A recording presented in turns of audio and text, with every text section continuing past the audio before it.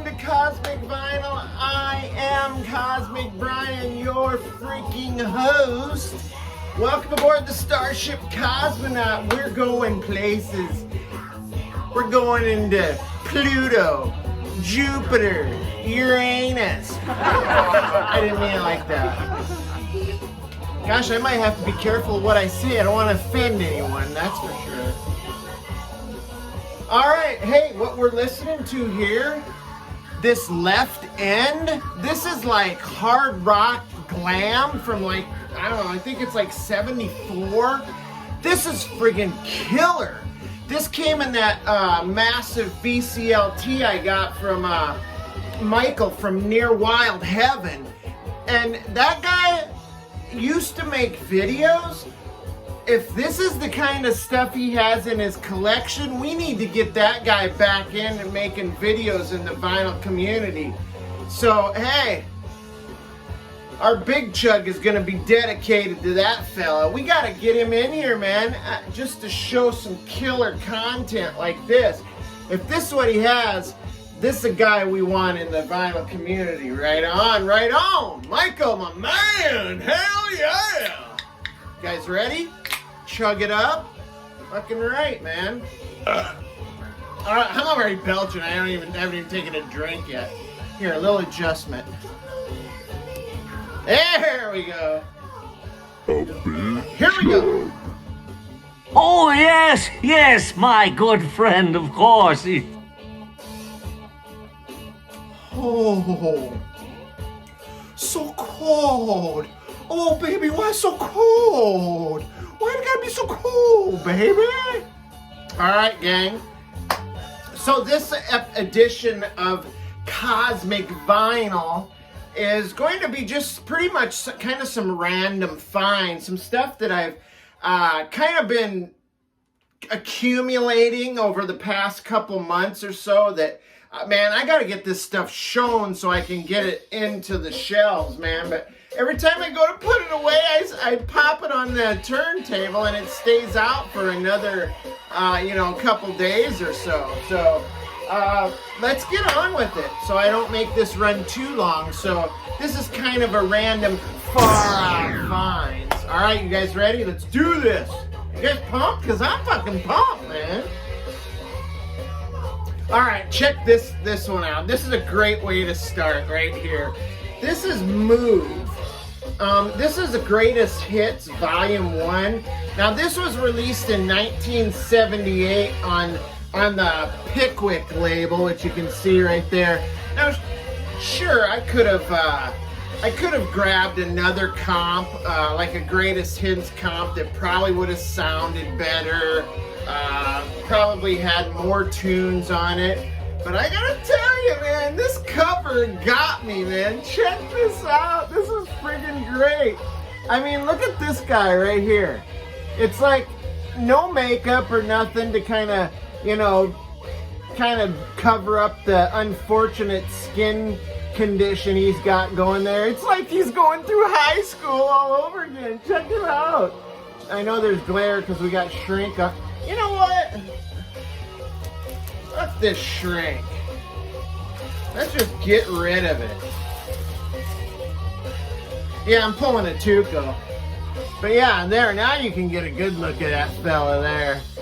It's crazy. And then there's the star of the show right there, Roy Wood. But look at this guy right here. This guy's like taking it really serious. Now, I do have to mention about this cover. This guy right here, he gets about a 7 to 7.5 on the Afrometer. That's not bad on a scale of 1 to 10. But this guy, not a huge Afro, but I'm giving him an 8 because here's why. Look how round and perfect he got that stuff. That deserves an 8 right there for sure. But this is fantastic. Look at their clothes and stuff. I just loved it.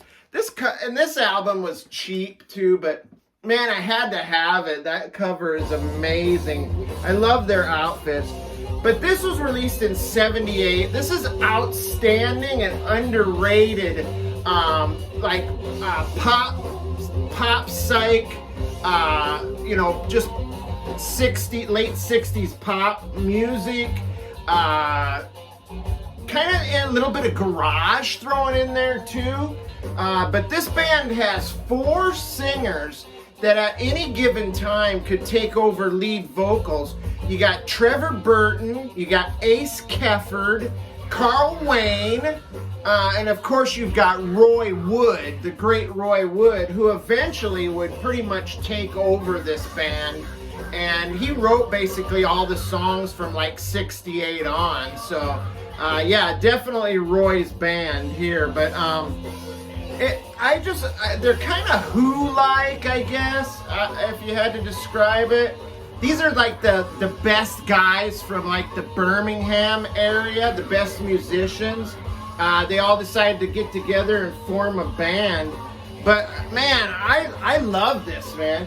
And here's the thing about the Move, man. They were kind of known for seeking the limelight. They loved being in the limelight, so much so that they actually created like publicity stunts, high profile media events, and of course their outlandish stage antics really kind of drew a lot of attention to them as well. Here, let me give you just a little example of trying to garner attention. These guys signed their record contract on the back of a topless dancer.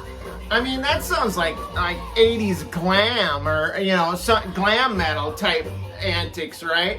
These guys were ahead of their time in the old sexist department there. Misogynistic department. But yeah, check out the old school look here.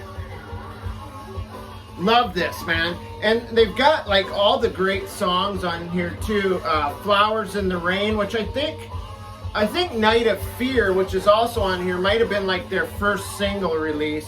My favorite, the highlight on this for me, is a song called Brontosaurus. Just killer, almost like glam rock type hard rock.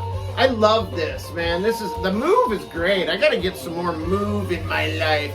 I gotta have a movement. Wait, did I just say I needed to have a movement? I didn't mean it like that. No, I'm cool.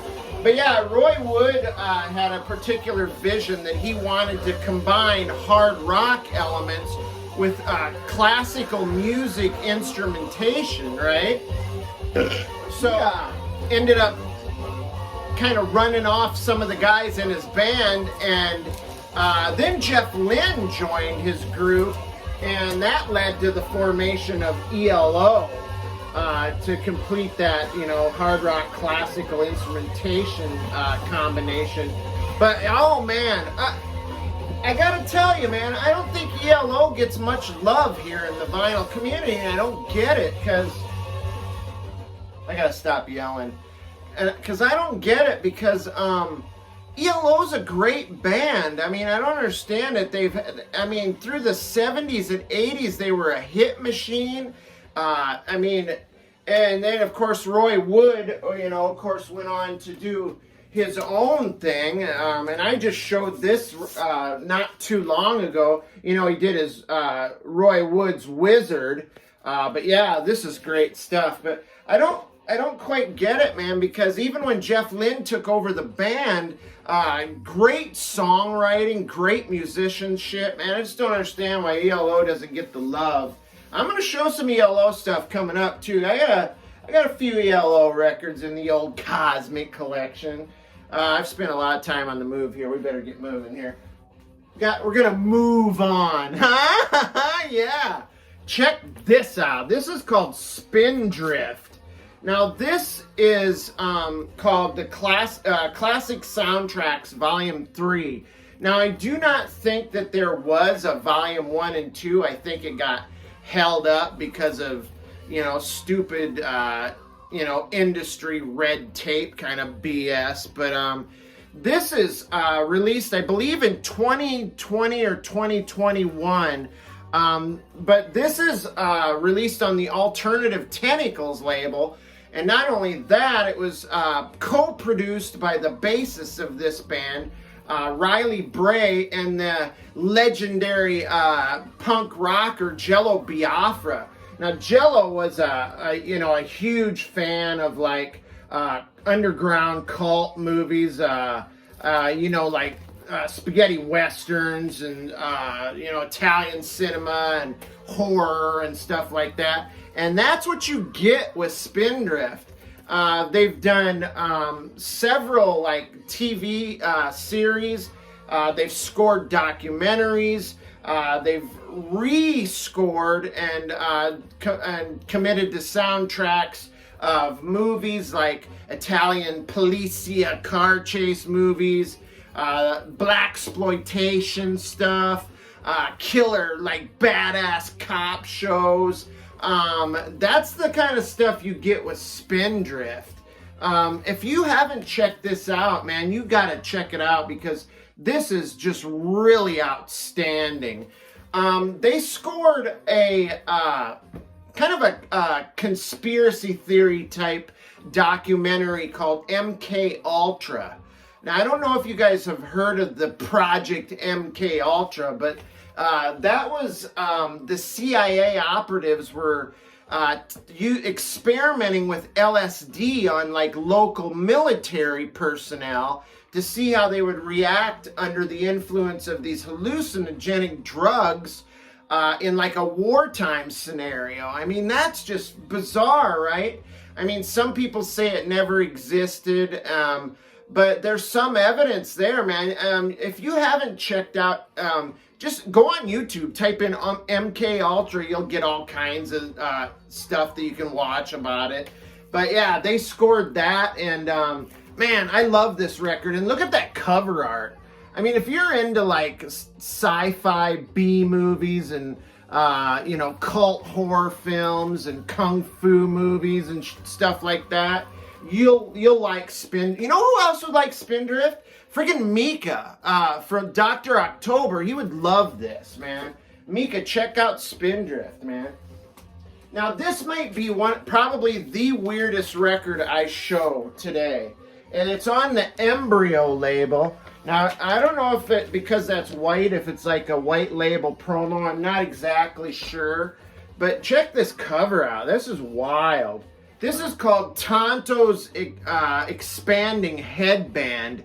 And it's called Zero Time. Now, this was released in 1971. Although I think it was religiously. I think it was originally released earlier than that because I believe this might be a 71 reissue. But this is like progressive synth, Moog synth type stuff. Wow, it's like psychedelic. It's out there, man. I was at Planet Score and they were playing this over the, when you're in the store mulling around, they play music. They were playing this, and I was like, what the hell is that, man? I gotta know.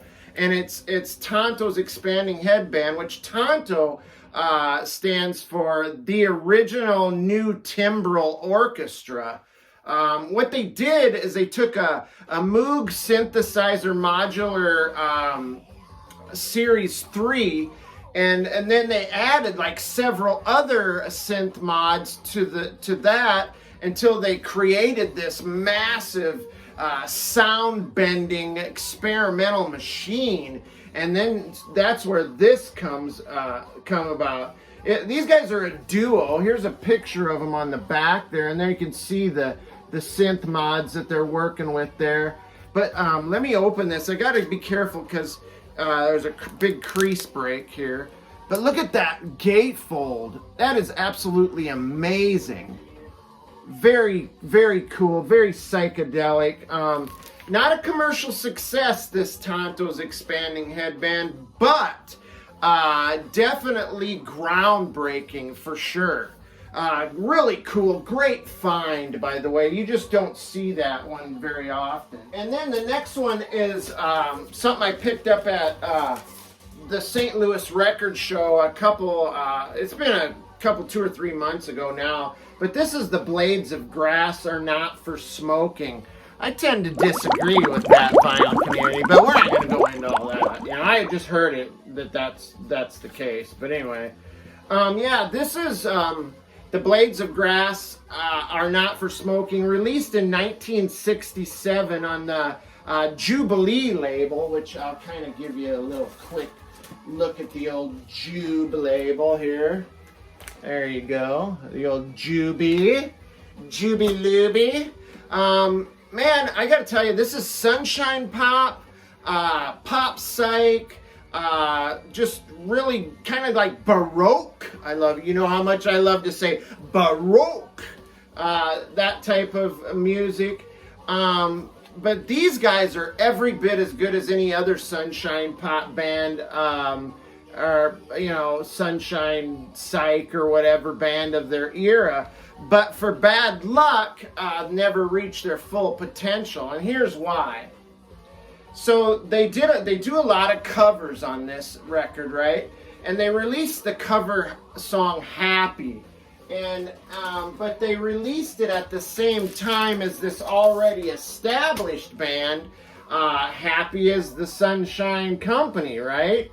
And so basically the Sunshine Company got all the airplay, and the Blades of Grass were out there in the wind, right? And then lightning struck them twice. Apparently they didn't learn their lesson, as they released the song I Love You, Alice B. Toklas at the same time as another already established band, Harper's Bazaar, which it's not on this album, but I'm just showing this for reference sake. But Harper's Bazaar had already released that song as well. So again, foiled again, drats, foiled again, right? I mean, I gotta throw that shade on management, I think, for that gaffe.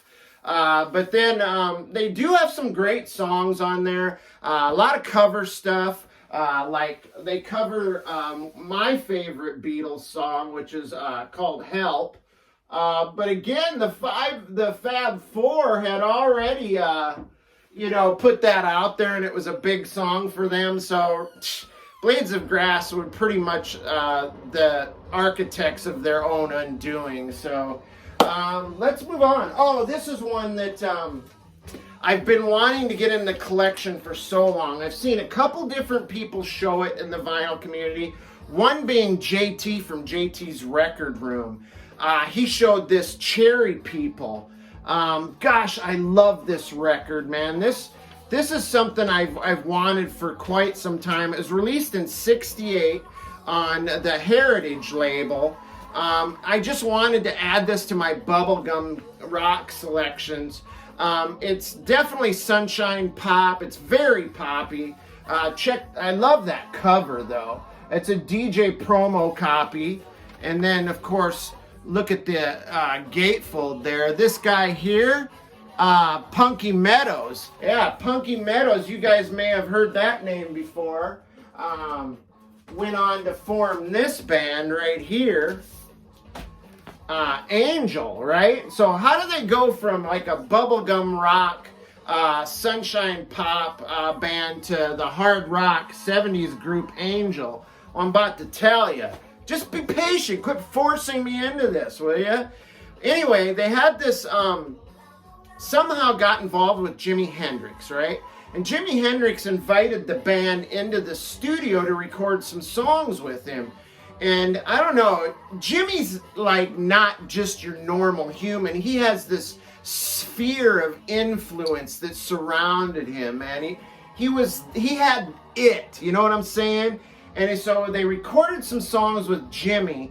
They came out of the studio a different band. I mean, after that, they were destined to pursue a harder sound and to become, you know, a harder musicians, and inspired by the rock god himself, Jimi Hendrix. So, which led to the formation of Angel later on, right? How cool is that shit, right? Vinyl community? All right, so yeah, that's just kind of my little impromptu, random finds video. I'll have some other videos coming up soon. I've been pumping them out pretty fast and furious lately, as I do have some time off between leaving my old job, starting my new job. So wish me luck with that. Oh, did you guys check out the troll tee, man? Love that shit, man. Crazy. All right, guys, I'm going to see you back to the transporter room. You guys prepare to be beamed back to your regular lives. You're invited to return back here anytime, man. And do subscribe. How about a thumbs up, too, man, if you like what you see, man.